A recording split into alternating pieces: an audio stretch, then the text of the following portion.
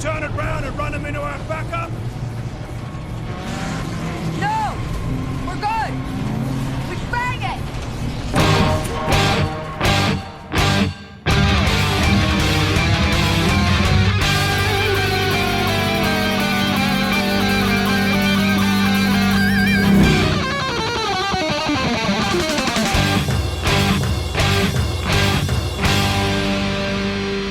Welcome to the Mad Max Minute, where we flip out over Mad Max Fury Road 1 minute at a time. I'm Rick. And I'm Julia. And today we're talking about minute 20, which begins with the Buzzards thinking they've hit pay dirt, and it ends with Furiosa and her escorts narrowly missing a pit trap. Back again are a pair of Wickbat players ready to dash back and forth until the pine cone burns down and an umpire calls hotbox. Tyler Boudreau and Chandra Boudreau of Fantastic Mr. Fox Minute. Hello. I'm Max. That's my name. Your name is Tyler, and I'm Chandra. Oh, yeah, I'm Tyler. Yeah, your worlds aren't so much fire and blood as much as cider and chickens. I always think about like what meta things you guys could do like to try to reflect this film. And one of them I thought of was like just not say your names until like the minute where Max says his name. Just instead of introducing ourselves each episode, just be like saying really vague things. Like, you don't need to know my name. That's not important. My name is and bruh. Just a series of grunts. Disapproving Still better sounds. than Nux. Nux, what a terrible name. When we ended on Monday, we had just been introduced to the Buzzards as new players in this little stage play that we're watching, and they had the distinct and unique quality of speaking Russian, which is not something we've seen before. We haven't had a character that I can think of that was very specifically speaking a foreign language in its own little social group. Like, we had the waiting ones speaking their broken English, but we didn't have them speaking Greek or something. Right, I'm not sure their broken English can be classified as a new language yet. Mm-hmm. Maybe a dialect. I have a question for you that I don't know if you'll know the answer to. What did they do in the Russian dubbing? Probably nothing. For Russian audiences, the Buzzards are actually speaking German. Oh. Seriously? Seriously. Did you look that up or you just... I looked it up. Okay. Did I look it up? Come on.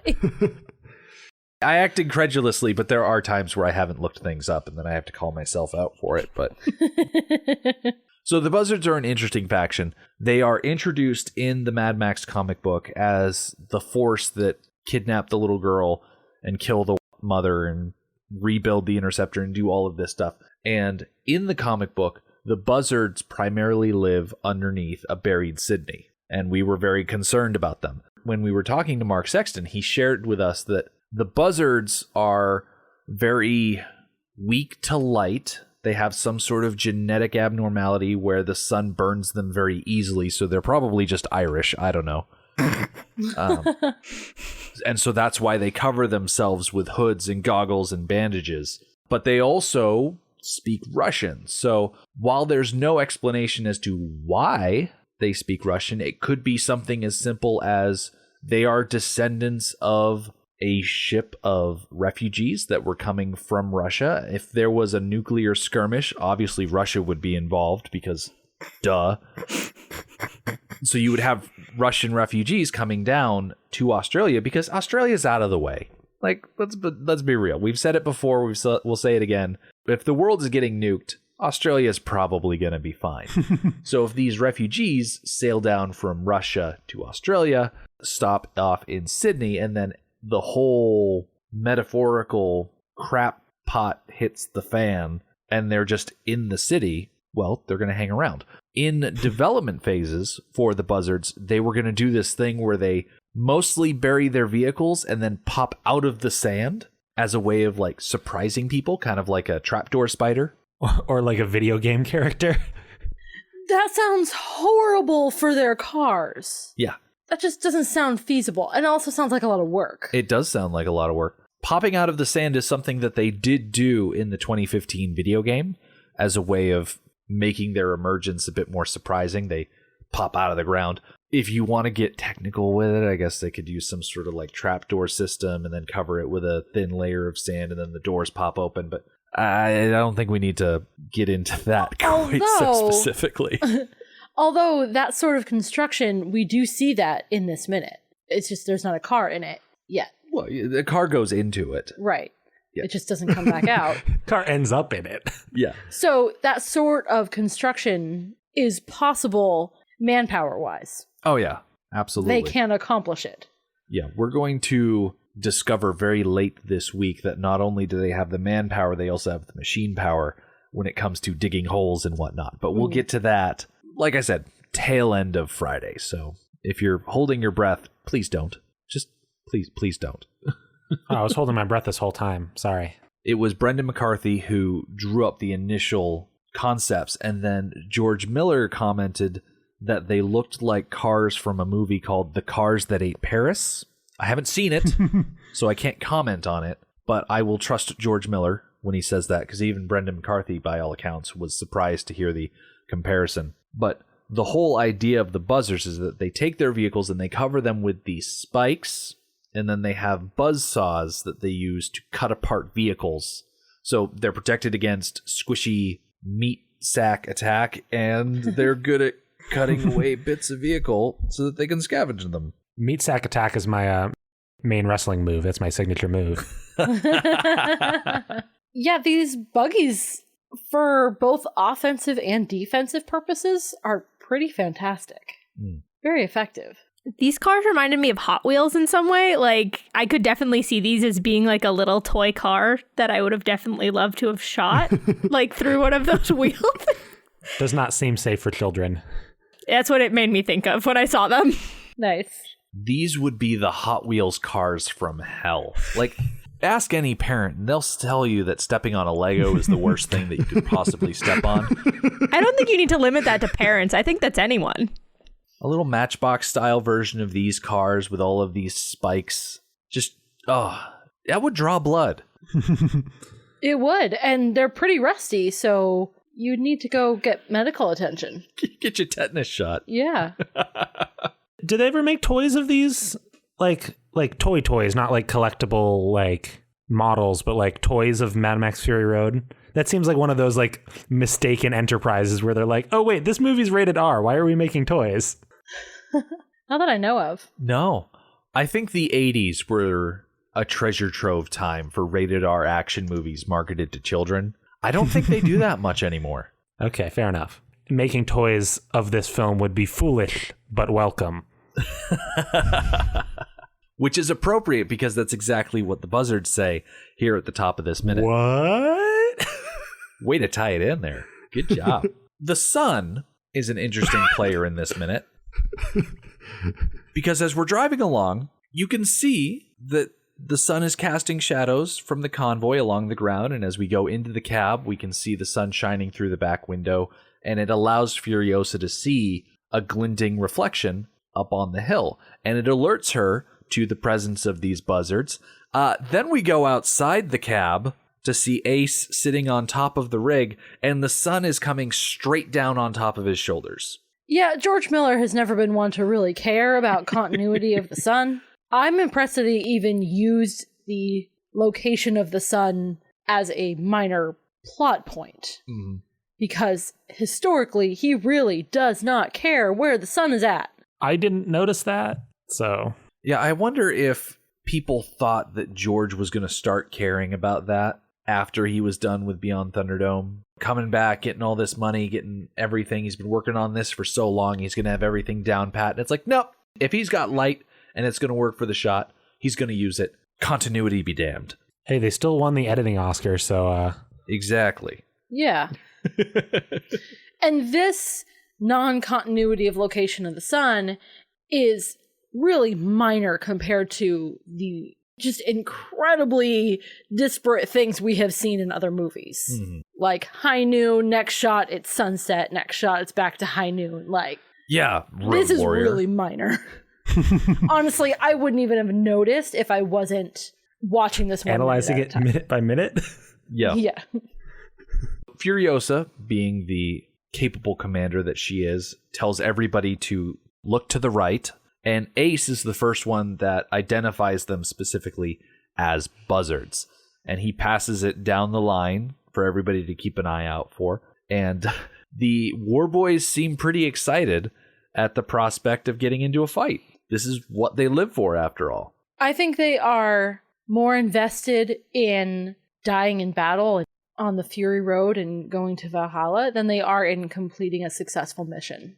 Although this particular set of war boys do seem a little bit less fanatical than Nux. Yeah, this is the more professional group for sure.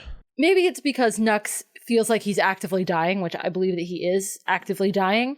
This is his moment. If he's going to die, it's going to be on the Fury Road. These guys, they're not actively dying, but they still are like itching for a fight. Yeah. Can I ask a question? Sure. What is the Furry Road?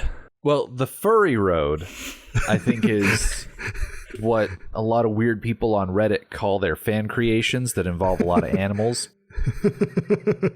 But the Fury Road, aside from it being a holdover from, I think it was in the storyboarding process, the pathway between the Citadel and Gastown was the Furiosa Road or something, and then they adapted it into the title. We like to think of it more as a metaphysical thing, like the Fury Road is the path of battle that one war boy would live his life in, that sort of thing. Mm-hmm. The road to Valhalla. The highway to hell? Yeah. The highway to hell, exactly. Exactly. Oh my god, this movie would be so much better if it was called Mad Max Highway to Hell. If they could have gotten AC/DC on board to be in They're this Australian. movie, Are you kidding? That would have been amazing if they had been on the doof wagon. like just take the doof wagon and turn it into a stage for AC/DC. Angus Young is the guitar man. I would have been so on board with that. Yeah, that would have been absolutely amazing. Although I think that would have given a lot of people flashbacks to Maximum Overdrive. Mad Maximum Overdrive?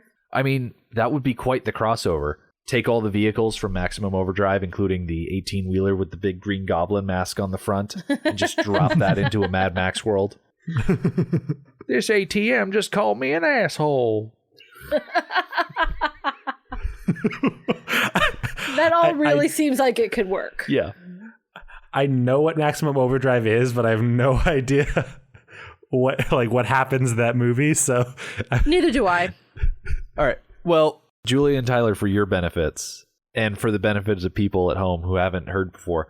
So Maximum Overdrive is a movie based on a book by Stephen King. And it is a movie that in previews he said, a lot of people have tried making my books into films and they've never really done it right. So I've come to the conclusion that if you want something done right, you do it yourself.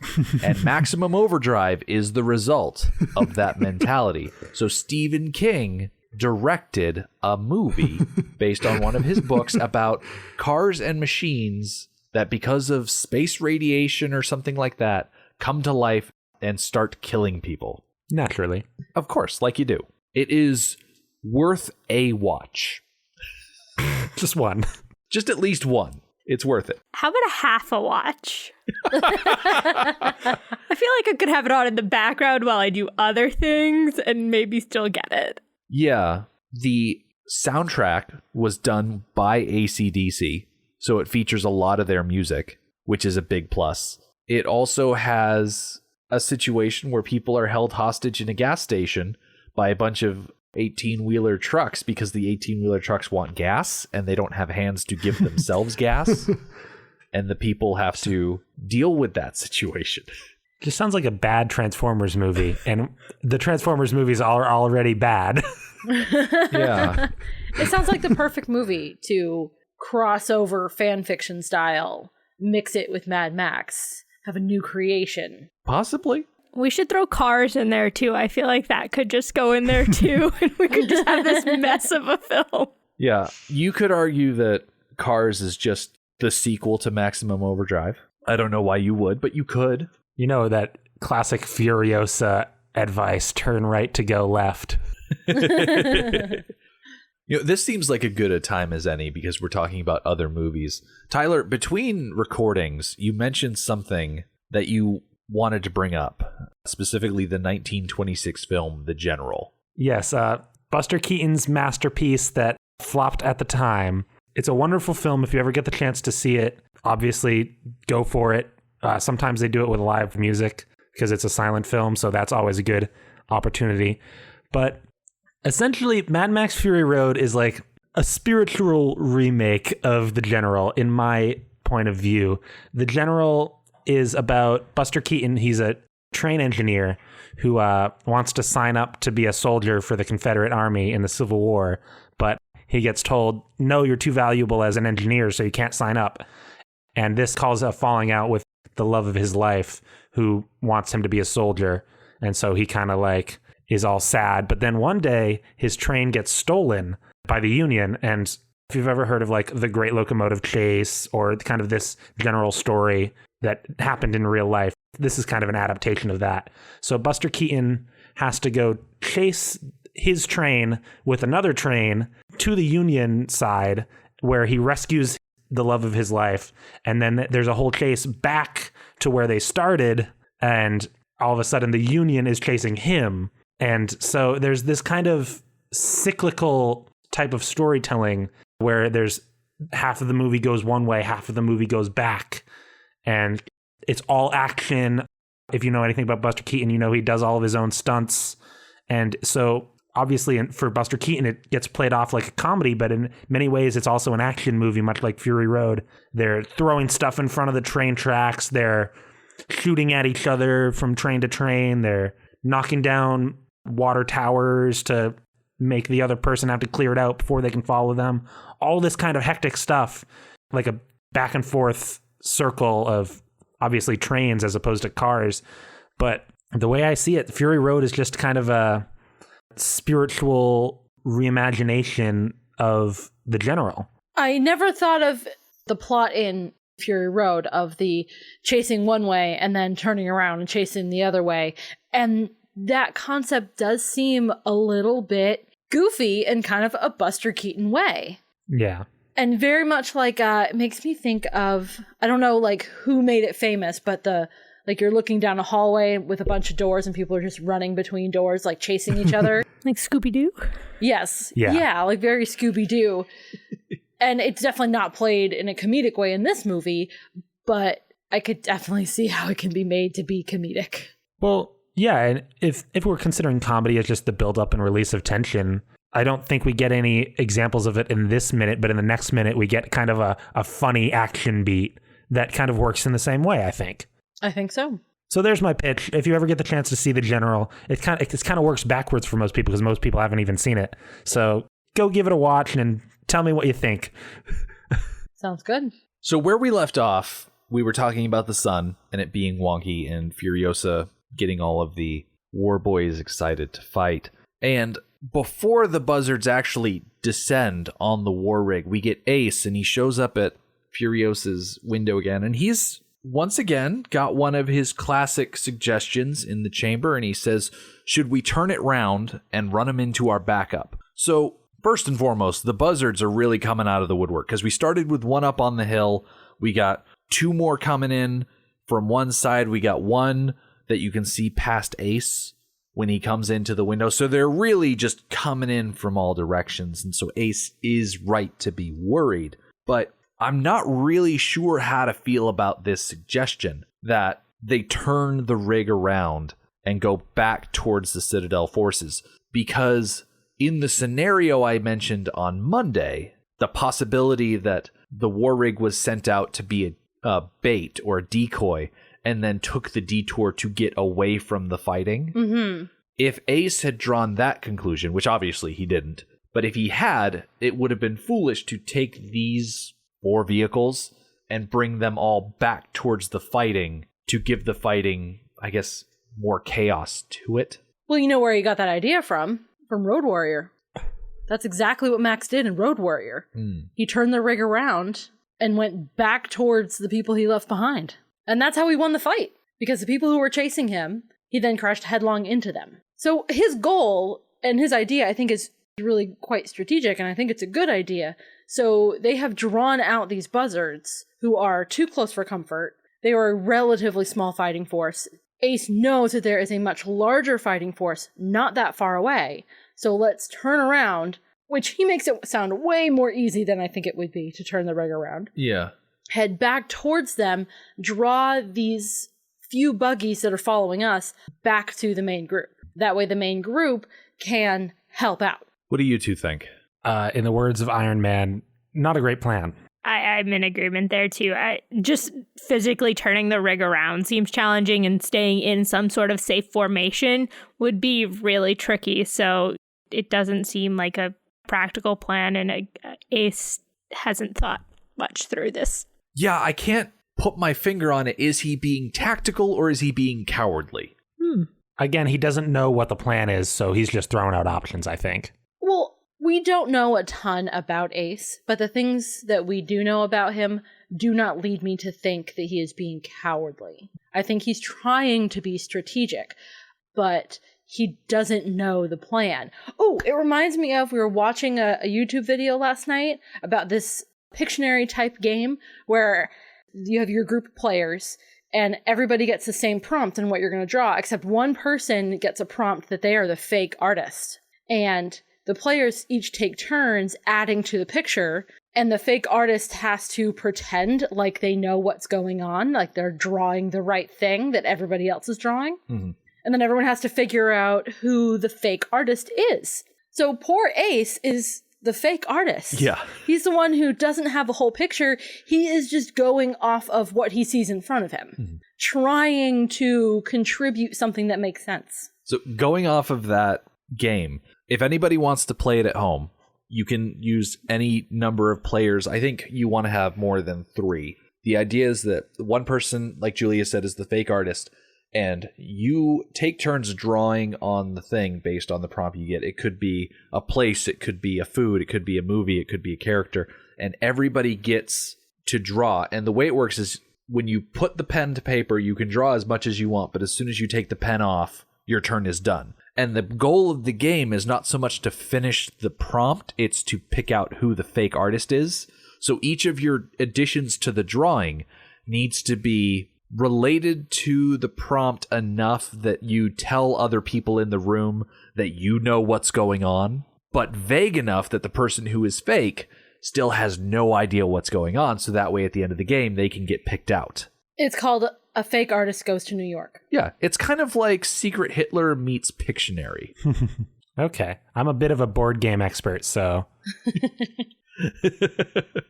So poor Ace is faking it. Yeah. And, okay, considering that he's faking it, he doesn't know what the prompt is. He doesn't know what's going on. He's doing a pretty good job. Well, you just fake it till you make it. Yeah. Just throw enough suggestions out there. One of them is going to be okay. I think, too, maybe he has enough experience in some other situations and battle type scenarios that he's like running through his repertoire of, oh, I've done this in the past, this worked, or we've been in this kind of situation and we could try something like this. Yeah, an interesting thing about Ace is he's a little older. You can see the wrinkles on his face. His lips are all like crazy weird. I love his physicality as a character overall. It's really interesting to watch. Oh, yeah. But definitely him being a little older also adds to that. I love how his kind of default spot for communicating with Furiosa is hanging off of her door. That's fantastic. And even through some of the more challenging driving maneuvers that Furiosa has to do in this minute that we're going to talk about soon, he still hangs on. He's in tip-top shape. He's good to go. He's got that good grip strength. Yep. So despite Ace throwing these ideas against the wall to see what sticks, Furiosa says, no, quote, we fang it, which is something that we're going to hear come up. You know, this idea that we're going to meet this problem head on with our pointy teeth. That's what it means. Yeah, did you look up if fanging it is a current slang? No. I didn't either, because I just kind of assumed it wasn't. It could be an Australian slang. It could be. I would actually be kind of disappointed in George Miller if he used current slang. This movie takes place in an alternate post-apocalyptic future. They wouldn't use our slang. They would have their own. So I'm not going to look it up, because even if it is real-world slang, I don't want to know. Right. I don't think it is. I spend a lot of time on the internet and I have never heard it before. And I was really confused when I did hear it on in the film. And like in this minute, I was like, what did they just say? I have no idea what that means. But now that you've said face it head on, like take it by the teeth, like, oh, that makes sense. Yeah, I really like the visual of a fang is like, long and pointy, and you're going to pierce through, and you're just going to keep going. Yeah. Nowhere but forward. I still think it might just be Australian slang. There's a children's television show on Netflix called The Little Lunch about Australian children, and sometimes they say words I have no idea what they mean. That does seem about right. Yeah, that reminds me of Beyond Thunderdome. Yeah, right? Furiosa does something here. She reaches up and she pulls on the horn of the rig twice. We get a short blast and then a longer blast. And I like that it's a continuation of this idea that in order to pass orders between the vehicles, they don't shout, they don't do any sort of verbal command. It's very simple. 2 blasts. So I guess Rangers are returning if you want to be Game of Thrones about it. But it obviously means in this context, it's time to fight. And to the people within earshot, Ace starts shouting, "Thunder up, here we go." So if AC/DC was doing the soundtrack to this movie, this is where Thunderstruck would start up. The music that did start up was really interesting, though. And that was something that my ear got caught in this, like rewatching this minute. And it was nice. So what's cool is that the convoy really closes up ranks. Like the vehicles in the back get right up closer to the fuel pod. And the lead vehicle, it doesn't so much get closer to the war rig as much as speed up, because the guy on the back of that car has this big 50 caliber machine gun. Like if he's going to do some damage, he needs to have some maneuverability to handle that. And so he moves a little bit forward. Everybody else moves a little bit closer in. It's a good thing that he does move forward, though, because as we follow the rig up over a ridge, we get into some shenanigans. So they've gone over this ridge, and as they start to descend again, the lead car, I guess it trips something or it hits a pressure pad, because from the dirt, a chain launches up out of the ground and it catches that lead car right across the front of the grill. What I like about this trap is that it's not that it's just the chain popping up. There is a board or a pipe or some sort of piece of material that is specifically launched out of the ground, and it drags the rest of the chain with it. Oh, yeah. So you think that was like a spike to help keep it in place? I think. And the car yanked it out of the ground? There was some sort of either trip line or pressure plate system set up. And then when it gets tripped off, there are probably shotgun shells or charges of some kind placed underneath that board. And those charges launch the board up out of the ground. And as it flies up out of the ground with incredible speed, like... Oh, okay, I get it. Going frame by frame, one frame there's nothing. The next frame, that board or material is already 30 centimeters out of the ground. Yeah, and that's what pulls the chain up in a position to catch the car so cleanly. Exactly. Okay, I gotcha. That is ingenious. Takes a lot of play testing to get that right. Yeah, it They does. lost a lot of cars. Yeah. I feel like these people, at least like the scouting parties, the attack parties, probably have a lot of time on their hands. There's no internet to get lost in. There's no video games to kill time with. I'm sure there are other parties whose specific job it is to go find food, so they don't have to worry about that. So, yeah, they have time to calibrate this stuff, make it perfect. And it works incredibly well. Now, Furiosa sees this happening, and she's able to swerve out of the way, but this poor lead vehicle, it is not so lucky. It careens forward, and the bottom end drops down, and it reveals a big old pit. And in this pit are more giant metal spikes, similar to the ones that we see on the cars. And between the front end going into the hole, being hooked on the chain, and then having so much forward momentum, it gets flipped forward, and it throws the war boy, thankfully, clear of the spikes. But the car itself is not nearly so lucky. Yeah, so the war boy getting thrown forward, I don't have the ability like you do, Rick, to go frame by frame. Now, he does seem kind of okay, except do you think that his legs are then run over by the last set of tires for the rig? It looks like they might, but I don't have frame by frame abilities. In the shot that we see the war boy fly, he lands on the ground, he rolls a little bit, and you can see the tanker and the fuel pod coming into the screen. And then when we cut back to Furiosa and Ace, they kind of rock a little bit. I totally think that guy got run over. Oh, yeah, you're right. They do. Big they totally sad. rock around. There's no way that Furiosa makes that turn in real life. You know, I was thinking about that. There's a reason that Furiosa is driving the rig. There's a reason why she has a reputation as a great driver. She's an Imperator. We assume she received that promotion because of her driving skills and the victories that she has provided with her driving. So I'm not sure how realistic it is in real life, but in the world of Mad Max, I think that that is something a skilled driver can do. I think the main hang up, and Tyler, this might be where you're coming from, is that the war rig is so big. And the perspective that we're looking at doesn't really look like it affords the war rig that much room to react. Yeah. And also the way that like trucks like that are segmented where the cab of the truck turns and then it takes a second for the load to turn also would kind of make me think that there's a scenario where the cab would make the turn, but then the load would kind of veer into the trap and then like maybe get hit or something. Yeah, the fuel pod is also independent, so that would serve even worse for the rig. Yeah, in the shots where the rig is swerving, there's a lot of tilt going on. Yeah. And she doesn't miss that pit by very much. Like, I would say she misses the pit by less than a foot. Fury Road, it's a game of inches. Exactly. This series of shots, this accident that the lead vehicle undergoes, I find it to be the one bit of CGI in this movie that really takes me out of it.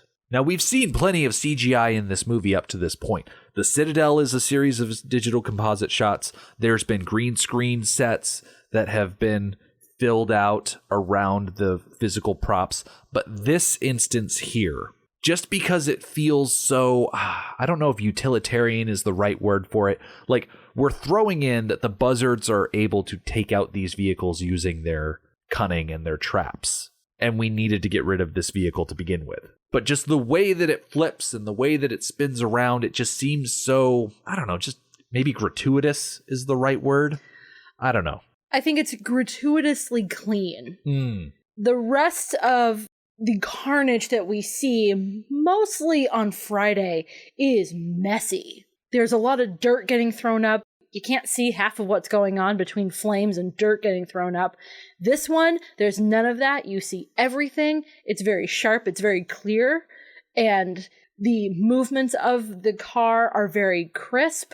I think that is served by the type of trap that it is. The chain started the flip, and then it went into the pit that kept that flip going in a very small area. I'm kind of okay with that. But how is there no dirt thrown up in the air? Yeah. Tyler, what do you think? Oh, I was going to say, maybe you latched onto the little moment before the lead car crashes. There, we have a sped up time thing. How does time work? I don't know. Like, as opposed to slow-mo, like, it speeds up for a moment, and that kind of raises the stakes a little bit, but it's also kind of weird to look at. It is. Have you guys talked about how a lot of this movie is edited to kind of recreate PTSD feelings? Something like that, right? Yeah, very much.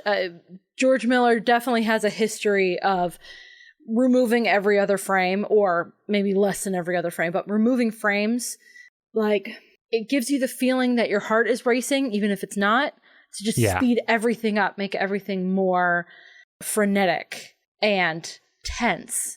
And he definitely took it to a bit more of an extreme in this movie than he's ever done in the past. Definitely, though, with more skill. You can tell that technology has improved since the last time that he directed and a movie of his was edited. It's done better in this film, but he is using it a lot in this film. Yeah. Chandra, what do you think of this? The whole falling into the pit thing, I definitely, like, there is something a little off about it. It reminded me of something almost out of, like, something cartoonish. Yeah. Like an Acme kind of, like, Roadrunner, Looney Tunes kind of situation, because it is just, it doesn't seem as high of stakes in some ways. There's less to it than even the next minute, what happens then.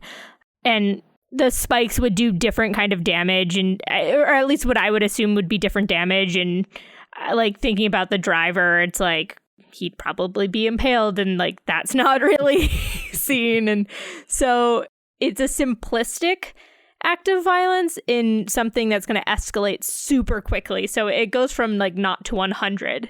I have to wonder if they had not done the thing they did where they had the sped up footage and then immediately trap is triggered, slow-mo, and then regular speed. Like the way they played with the speed, I think also made it a little wonky. Yeah.